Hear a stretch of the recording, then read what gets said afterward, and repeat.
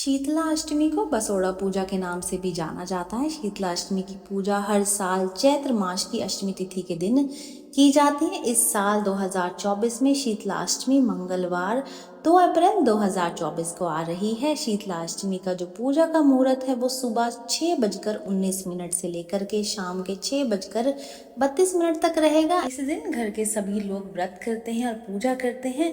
तो चलिए शुरू करते हैं कि आखिर शीतला माता कौन है।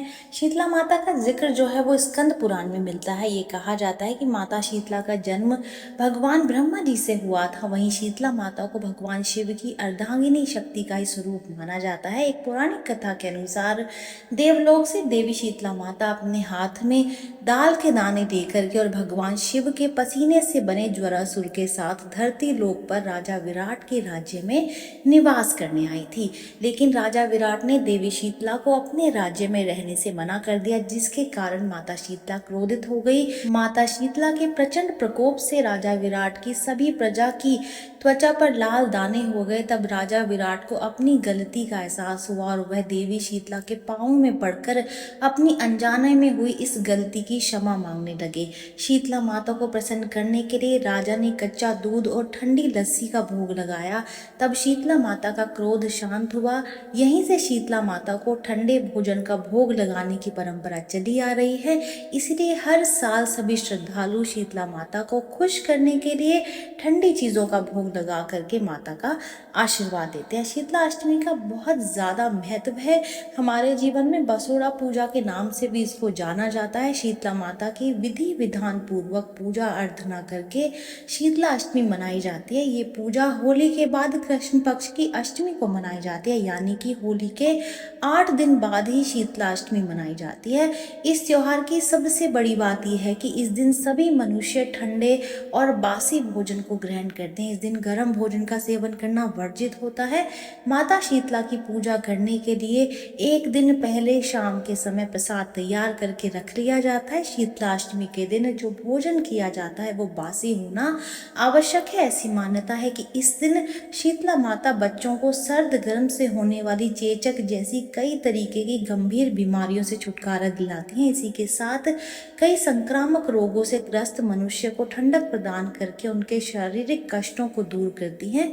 शीतला सप्तमी के दिन स्त्रियां परिवार की खुशहाली और शांति की कामना से श्वेत पाषाण रूपी माता शीतला की पूजा करती है। इन पाषाणों की संख्या 7, 8 या 9 होती है। इसी के साथ शीतला अष्टमी से जुड़ी एक मान्यता और भी है। उसके मुताबिक शीतला अष्टमी का जो व्रत है वो संतान की सलामती के लिए रखा जाता है। माता शीतला को चेचक या खसरा जैसे रोगों से मुक्ति दिलाने वाली देवी माना जाता है, जिसके चलते माताएं अपनी संतान की सेहत के लिए शीतला अष्टमी का व्रत रखती हैं।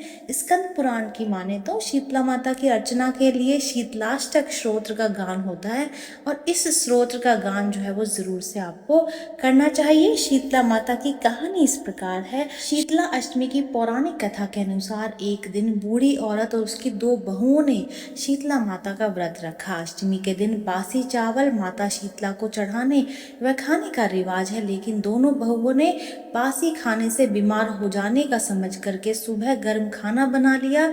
सास को जब पता चला तो दोनों बहुओं को खूब खरी खोटी सुनाई। कुछ समय बाद पता चला कि दोनों बहुओं के संतानों की अचानक मृत्यु हो गई है। इस बात को जानकर सास ने दोनों बहुओं को घर के बाहर निकाल दिया। दोनों बहुएं शवों को लेकर के दोनों घर से निकल गईं।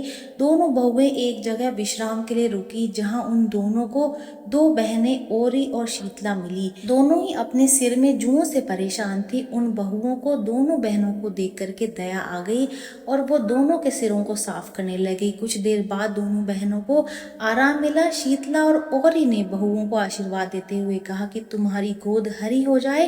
इस बात को सुन करके दोनों बुरी तरह रोने लगी और उन्होंने महिला को अपने बच्चों के शव दिखाए। ये सब देख करके शीतला ने दोनों से कहा कि उन्हें उनके कर्मों का फल मिला है, ये बात सुन करके वो समझ गई कि शीतला अष्टमी के दिन गर्म और ताज़ा खाना बनाने की वजह से ऐसा हुआ है। ये सब जान करके दोनों ने माता शीतला से अपने इस कर्म की क्षमा मांगी और आगे ऐसा ना करने के लिए भी कहा।